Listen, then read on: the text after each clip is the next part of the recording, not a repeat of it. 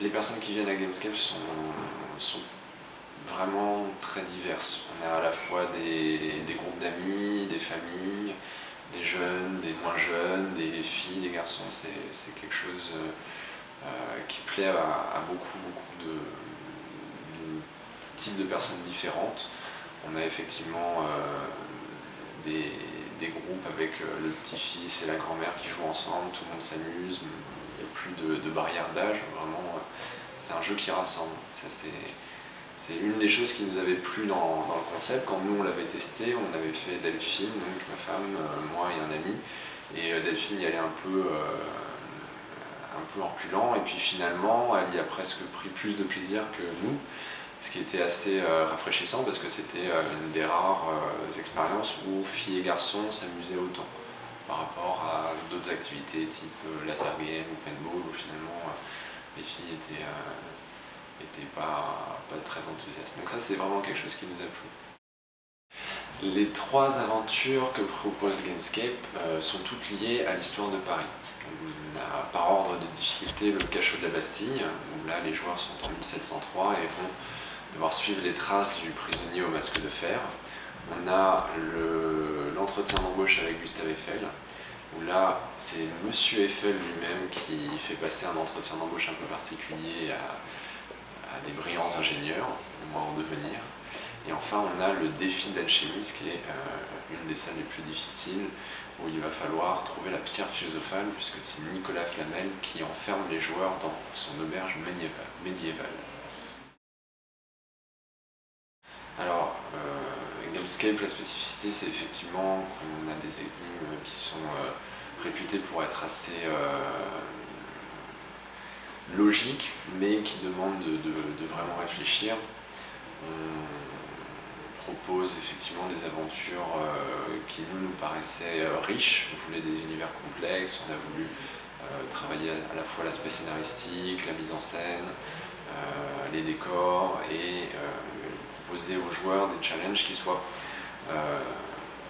quand même des challenges, même si le fait qu'on ait 3 difficultés permet aux novices peut-être de s'attaquer d'abord au cachot de la Bastille, à ceux qui en ont déjà fait éventuellement, s'ils ont envie du défi ultime, de venir faire le défi d'alchimiste. Et voilà, quoi qu'il arrive, on a parfois même des joueurs débutants qui font l'alchimiste, qui s'amusent beaucoup, qui sont soit pas loin de sortir, certains sont même réussi à sortir. Donc voilà, il n'y a pas de règles vraiment dans l'escape game. Certes, ceux qui en ont déjà fait sont souvent un petit peu avantagés. Alors, pour ranger une salle chez Gamescape, on met entre 15 et 25 minutes en fonction de l'état de la pièce à la fin de la session de jeu.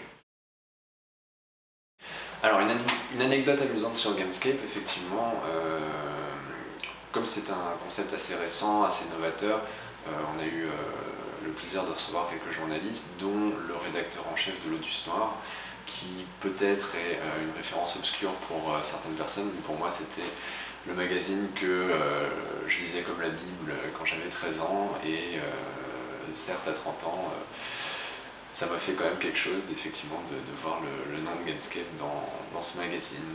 Et quand il est venu, j'ai essayé d'être cool, mais il y avait l'adolescent au fond de moi qui essayait qui criait dans tous les sens. Alors, est-ce qu'on a fait d'autres escape games à Paris? On en a fait quelques-uns, on les a pas tous faits effectivement, parce que